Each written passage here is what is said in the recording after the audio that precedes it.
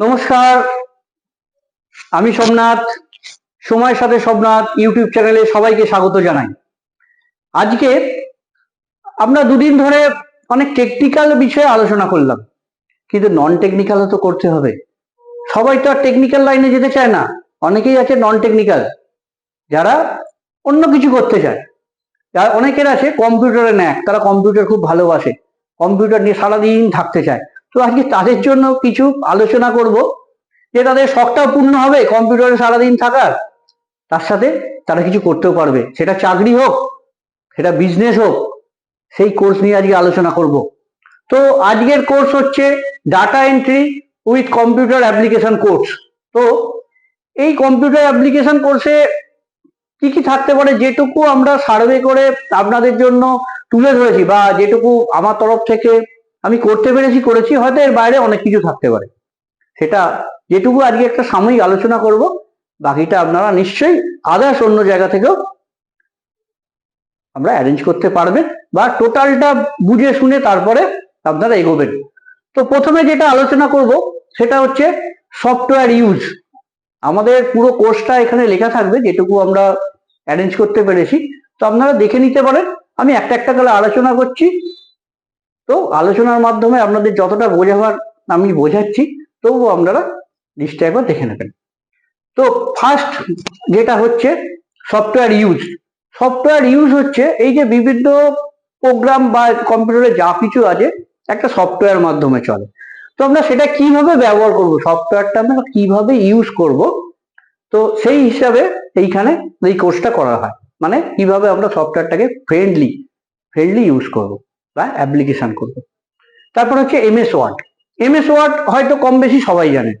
কোনো চিঠি, কোনো গল্প, কোনো উপন্যাস বা কোনো কিছু লেখালেখি, কোনো কিছু টাইপ, আগে যেমন আমরা টাইপের মাধ্যমে বিভিন্ন লিখতাম, ঠিক এমএস ওয়ার্ডটা সেরকম কোনো কিছু লেখা, যেটা এই এমএস ওয়ার্ডে হয়। আপনারা সবাই এটা পরিচিতি। তারপর হচ্ছে এমএস এক্সেল।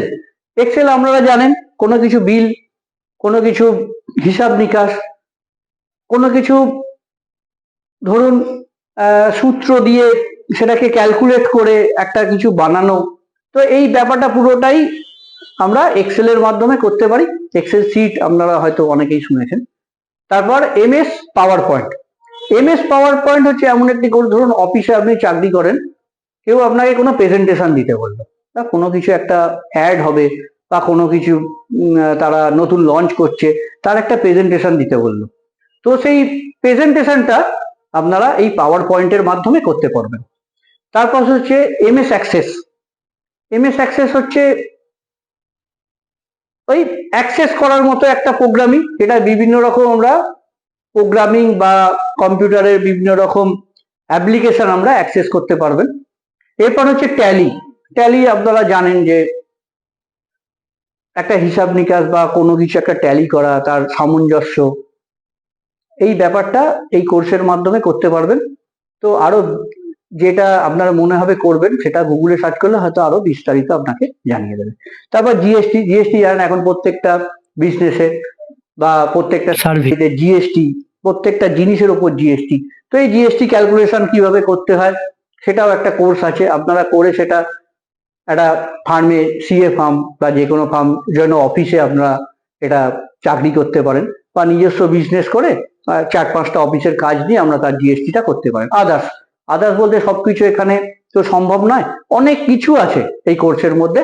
তো আপনারা যেটাই করতে চান সেই কলেজে যান বা গুগলে সার্চ করুন আর কি কি কোর্স আছে। আমি একটা জাস্ট আপনাদের একটা টাচ করালাম যে এই কোর্স করা হয়। বিস্তারিত আপনারা কলেজে বা যেখানে কোর্স করতে চান, প্রাইভেট, গভর্নমেন্ট, এখনো বিভিন্ন জায়গায় এই কোর্সগুলো হয়। কিছু ফ্রি কোর্স শেখানোর জন্য জায়গাও আছে। হ্যাঁ, যেমন হচ্ছে আপনার যুব কম্পিউটার সেন্টার বা এই জাতীয় কিছু এনজিও হয়তো শেখায়, তো সেইগুলোর মাধ্যমে কোর্স করতে পারেন। বা তো যেগুলো প্রাইভেট সংস্থা আছে যারা পয়সার বিনিময়ে শেখায়, সেগুলোতে আপনারা যেতে পারেন। এখন আর একটা নতুন কোর্স আছে, এটা হচ্ছে এআই। আপনারা হয়তো খুব শুনেছেন, সব এখন এআই বেস। তো এটাও কিন্তু করতে পারেন। এটা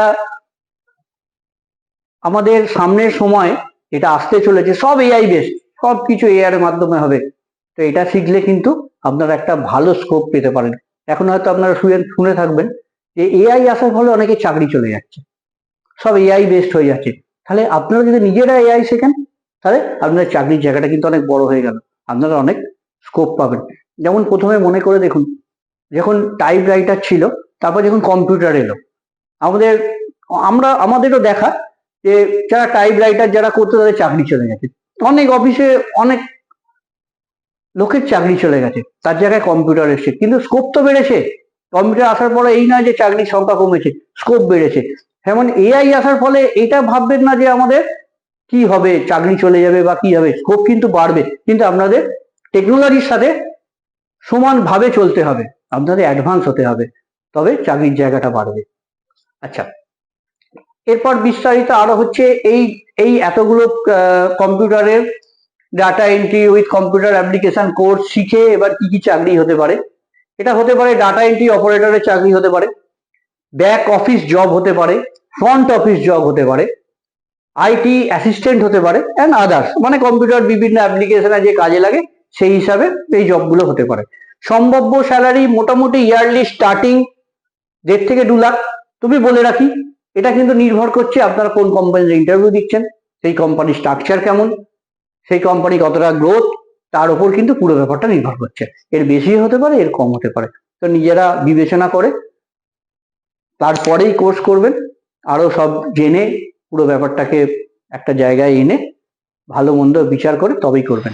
আমাদের জাস্ট একটা আলোচনা, আপনাদের যাতে সুবিধা হয় সেইটুকুনি আমাদের তরফ থেকে এই প্রচেষ্টা।